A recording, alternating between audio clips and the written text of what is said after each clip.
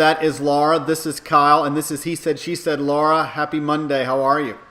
I am excellent. I just want to share with you that this Jewish girl successfully made her very first corned beef yesterday. Really now?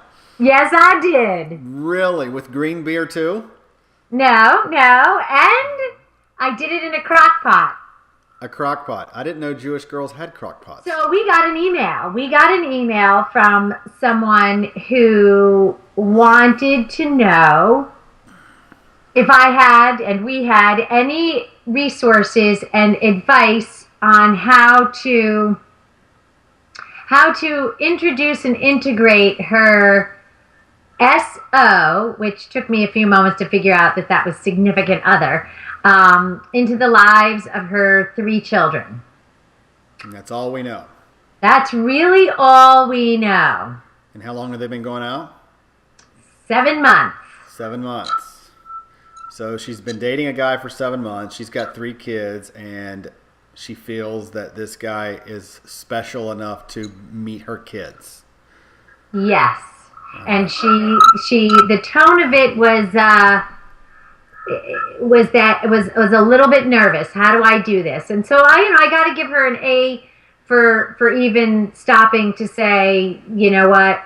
How do I do this? Is there a way to do this? I think well? that there is a strategy to doing this. So I'm not so necessarily sold on the fact that it has to be the one and only, like my next great, the love of my life, the one that I will spend the rest of my life with before I introduce them to the kids. I'm not so sure.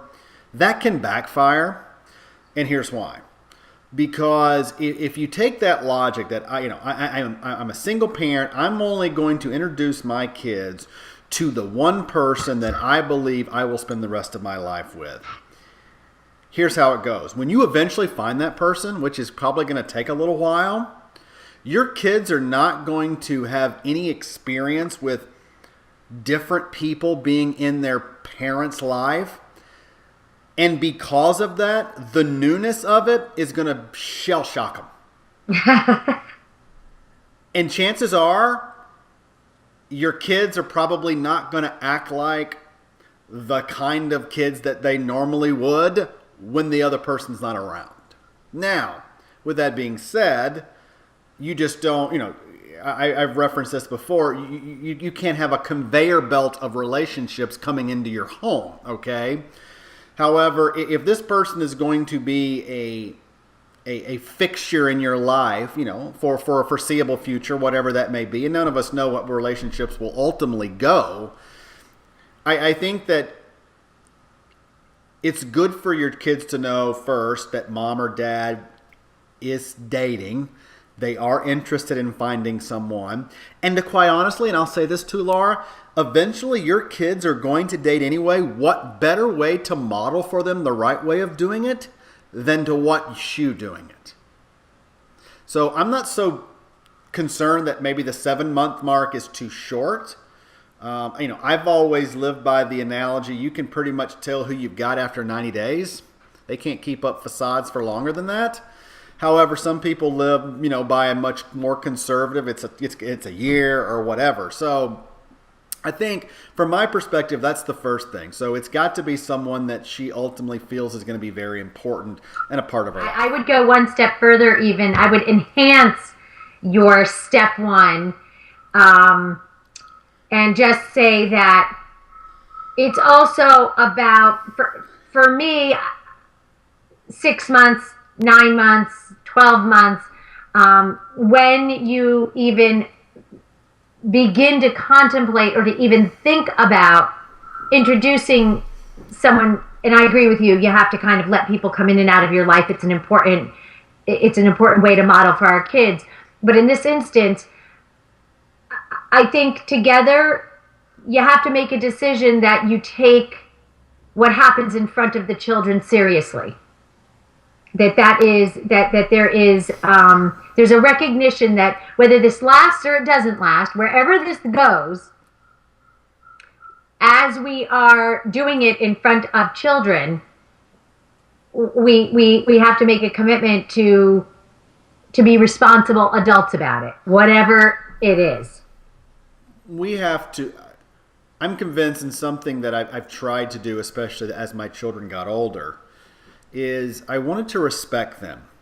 You know, don't be that guy who it's your weekend with the kids, and after the kids go to bed, your latest and greatest comes over, and then she's downstairs making breakfast for the kids the following morning, and they're like, "Who is this person?"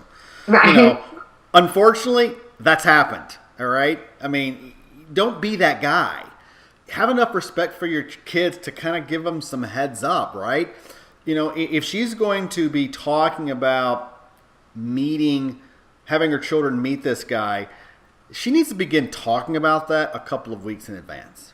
I agree. Mama's been dating somebody, Bob, whatever his name is, for 7 months. And I really, care for this person. I really want you guys to meet him. Let's talk about it, right? We're not going to do it tomorrow. It's going to be a little while, but I want to begin to, massage this into your conscience that this is what's coming. Don't surprise them. This is, surprises aren't good. This one's really not good. Right. Give them some time, right? Talk about it. Give them some runway to think about it, because their mind, as soon as she makes that statement, their mind is going to begin running with every type of imaginable scenario out there. What type of person is he? Is he going to like me? Does he have any kids? Is he going to be a jerk? Is he going to try to replace my dad? That's going to happen. And you need to really vet that out as much as you can before they ever meet face to face for the first time. I think you're right. I think we have to be honest with our kids, and when they ask, I think we have to share with them. And if you don't see them on the weekend and they come home and they say, "So how was your weekend, Mom?" You get to say, "Oh my goodness, I had a great weekend. I went out with Bob. We did this, we did that. It was really fun. We had a good time." Let them, and I think even when it's not about that Bob's coming over to meet you, I think it gives them just a little window into what you're experiencing. And I think that that's important. So think about it along these terms, right? So even today, as I'm sitting here talking to you now, one of the greatest fears that I have with regards to my kids is they will have a distorted view of what relationships should look like. All right.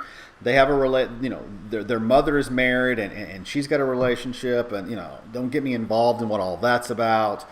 I want them to be able to go into adulthood with an understanding that, relationships are tough, but they're worth every ounce of it. Right. Yeah. This, being a single dad, the deck is somewhat stacked against me, right? Because they have a view based on their experience for the last however many years, and they are going to continue with that. I want them to understand, and I think this should apply for all single parents. Yes, the relationship with your mom and dad did not work out. That does not mean, though, that I don't want one. I learned from those lessons. So, I'm going to date transparently. I'm going to date transparently in front of you guys so that you can see, based on my experience, the way that I think it should be done. Now, if you're a train wreck of a dater, they're going to see what you're doing. You can either choose to be transparent or they can choose for you, but they're going to watch what you do. Love the dating transparently, because you have to show them that it is hard, but that it is worth it. And you have to show them what being hard means, and what building something is, and what sharing something is. And it's not a statement about the marriage of their mother and their father.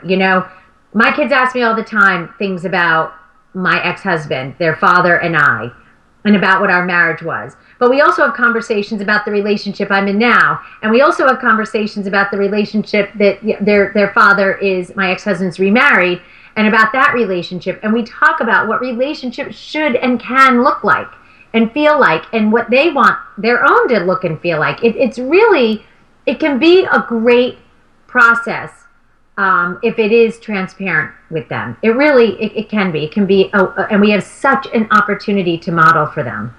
Well, I think that we have an opportunity, that the nuclear family just cannot afford, right? I mean, the a mom, a married husband and wife is not going to be able to model for them what healthy dating relationships can look like when they've been married for 25 years. And don't get me wrong, I think that's what all of us would love to have. That wasn't in your or my cards, at least not at this point. So we have the alternative. So we can model for our children. Obviously, your sons are at a dating age already, so they can see the way that Drew treats you and the way that you guys interact in your relationship in a dating perspective. And, the hope is that they will take what they're seeing you guys do and they'll run with it. One of the dangers that we have when we find someone that we decide is really someone worthy of introducing to our children is that we want them to like him or her in the same way that we do. We impose where we are in the relationship with this person on them. A lot of people can do that. And we have to remember that we may choose to be with this person, but they're not choosing it. It's not their choice. I chose Drew. I choose Drew. Mm-hmm. They don't get to choose. They don't get to choose. He is in our lives because he's my partner and he's the person that I've fallen in love with. And, it's a funny line. It's a funny thing. The boys and I have discussed many a time that if there was a glaring issue between my children and Drew, the relationship I would align myself with would be my children. But defining what glaring is a really difficult thing, because the truth is I'd never bring someone into my kids' world that would be harmful or unsafe for them in any way. So is glaring when your children say, you know what, I don't really love him or her. She's got 3 children. I have no idea what the ages of her children are, okay? Let's assume for a moment that they're teens and tweens, okay? And maybe they've even got one that's maybe 10 or 11, right? So if I'm sitting in her shoes and I've been dating someone for 7 months and I realize this is kind of something that I really want to continue, first, I'm going to have to wonder whether or not he has kids. And let's just assume for a moment that he does have his own children, okay? What I'm not going to do is I'm not going to put them all together the first time. Right. Just not going to do that. She should meet his children alone. He should meet her children alone. Following these simple rules. It needs to be in a public place. Don't bring them over for dinner or for lunch or whatever else to your house. Don't do that. Keep it on neutral territory, number 1. 2, what we talked about earlier. Give them heads up. A week, 2 weeks, hell, give them a month, whatever. Talk about it for that period of time. Put it on the calendar because it's a big deal. The way that we'll talk about that in a second. So first public, 2, give them plenty of one way, 3, make it brief. The first meeting should not last more than 30 minutes, ever. There's no reason, because your kids are going to be awkward enough as they are. They're not going to talk after 3 minutes anyway. So all you're going to be doing is kind of like, well, why aren't you talking? Why aren't you saying anything to them? Make it 15 minutes. Meet at an ice cream parlor, whatever. Say hello. Name with a face. Move on. And don't say anything else about it to them until you get in the car. And if they don't want to talk about it, stop it. Just don't even mention it again. They will bring it up eventually. That's how I would do it every time. Once I've done those 2 things separately, then we would make an agreement to get all the kids together and watch the fireworks start. Because there's going to be some fireworks. You got to get ready for it. You've got to give them space, and you've got to allow for the discomfort of a few moments of silence, of awkward moments, awkward questions, perhaps. You can't take anybody's initial reactions personally.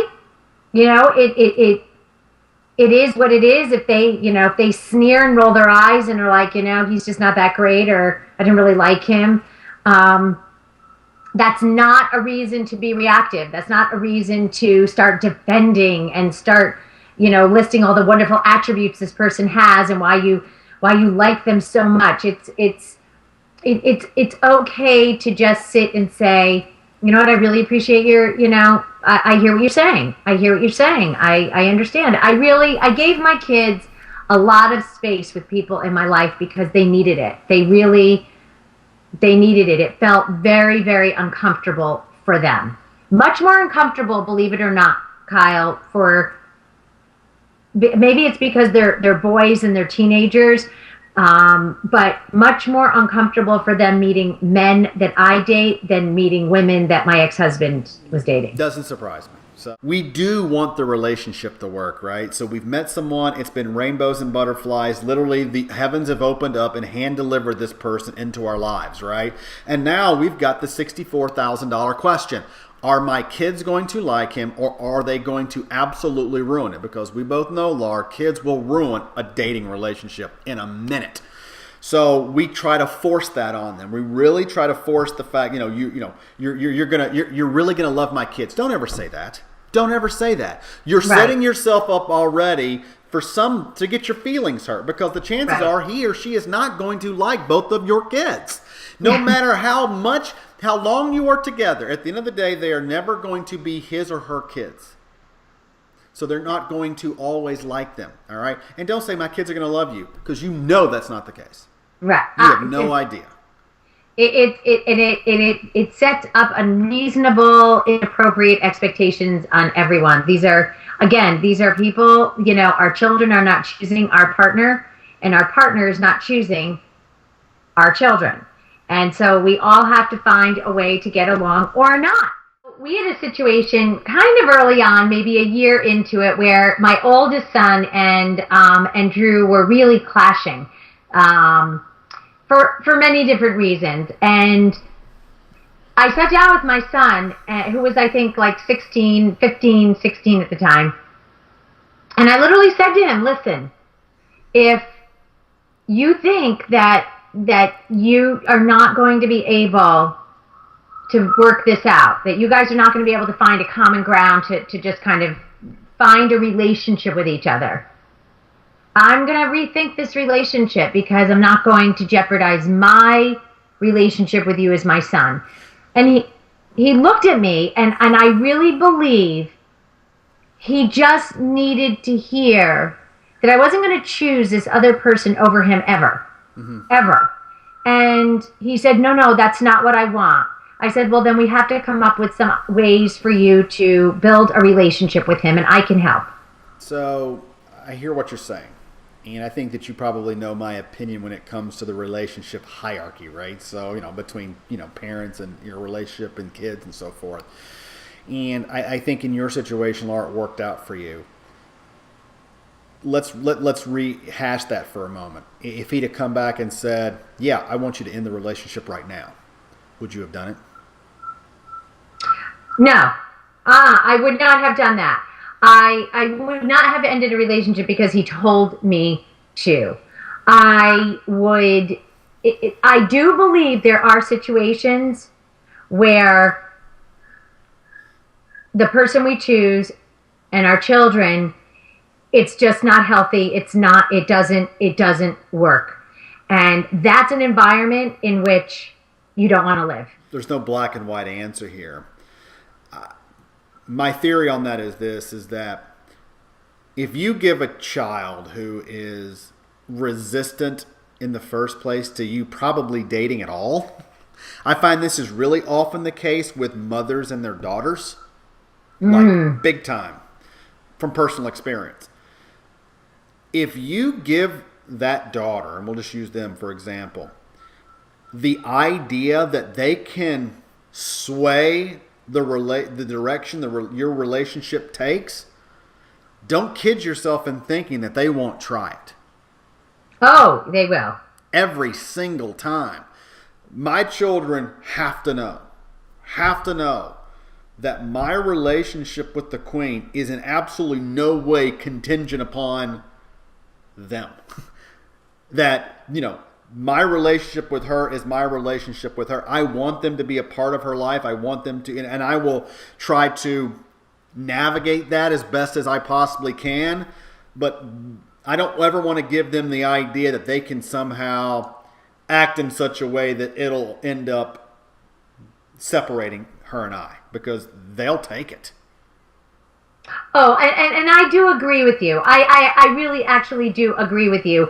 And I think that it also becomes on us as the adults and the person that we choose to come up with solutions and to figure out how to make those relationships work. Because there are times when they are really difficult. You know that. I mean, listen, kids are difficult, and they will be difficult when they are hurting in any way.